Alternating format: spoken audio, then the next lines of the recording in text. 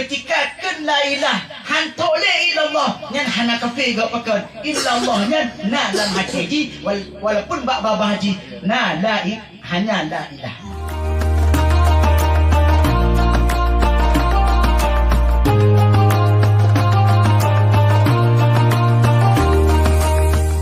Berdaturi Allah Ta'ala-nya dengan nafi dan isbat.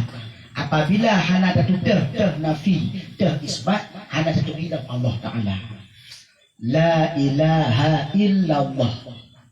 La ilaha nya nafi. La nya tiada. Mentiada. Mana nafi itu mentiadakan. Tapi nafi yang kan Allah Ta'ala. Yang kerja hanya habis mendung. Benainan Allah Ta'ala nak habis. Lam la ilaha illallah. La ilaha tikedit narawa meninggal dinyan. Baru ikun la ilaha. La ilaha hana mutimekan illallah. Tanya lagi apa ke mati kafir dinyan? Hana mati kafir, mati Islam. Pakai lam hati ji na illallah. Na Allah. Yang aku balik. Hana kafir di hadirkan ke gak kafir. Waktu meninggal di hantarkan la ilaha nan dibaikan di meninggal di hadirkan ke gak mati kafir. Pakai lam hati ji na illallah. Yang kerja hadir berparak antara nafi dan isbat. Yang aku boleh. Walaupun lam nafi na isbat, lam isbat na nafi, hanya kisah dua awaknya. Kan la ilah illallah, kan nya aku putuhnya. Nya lafaz. Nya lafaz ji. Nya iktibar makna ketika kan la ilah han tole illallah nyan hana kafir gak pakai illallah nyan na dalam hati ji walaupun bak babah haji na hanya la ilah. Nyan bagi orang yang nak makrifat. Betul. Nyan bagi orang yang nak makrifat. Mam hana makrifat, hana keturi Allah Ta'ala, nyan hana. Hana dalam hati ji illallah. Jadi tanya ketika ada maratib la ilaha illallah, la ilaha illallah, la ilaha lam la ilaha dan benar illallah.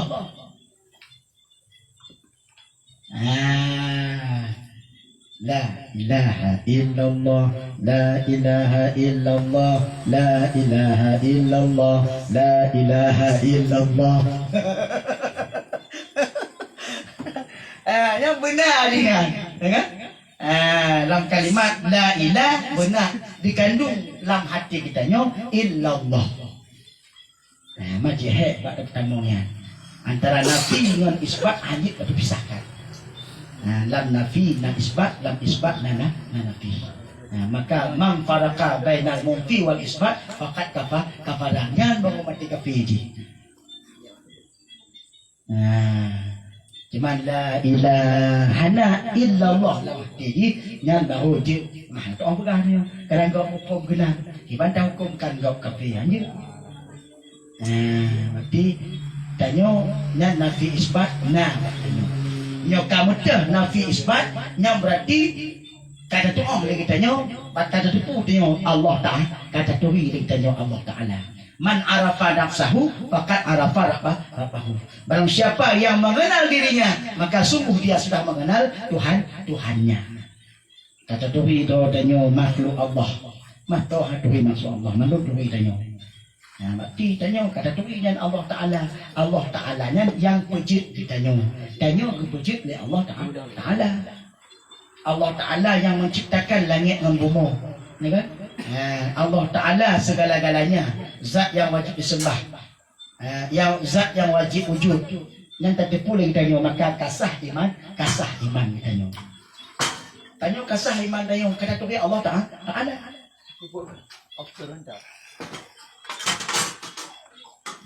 Jadi ya kita mau makrifatnya sekurang-kurangnya bagi bandar karanji itu etiket 50 ataupun nanti habis etiket 50 cuma harus dah etiket 50 nya habis sedikit banyak dia etiket 50 boleh tipu lagi yang baru nak makrifat marifatullah.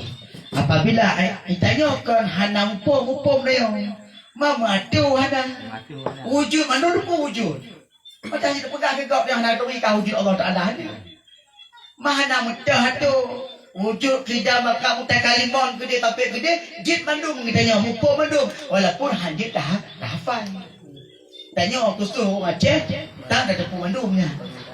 Yang mustahil tak pegang Allah Taala bukan. Secara ilmiah jana secara akal kahana Allah Taala bukan. Mati kata iman tanya katubi Allah Taala, katubi Allah Taala. Menyayukeun bagap hanya tanya tapi agakkeun mupom tanya. Nyan kata iman kita tanya. Si akae di mongkonya jid bandung tanya. Hana yang hana jid.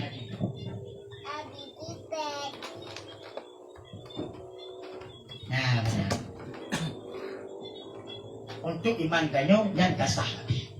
Nah, tingkatan tanya orang awam. Muqtadi, mutawasid dan muntahi.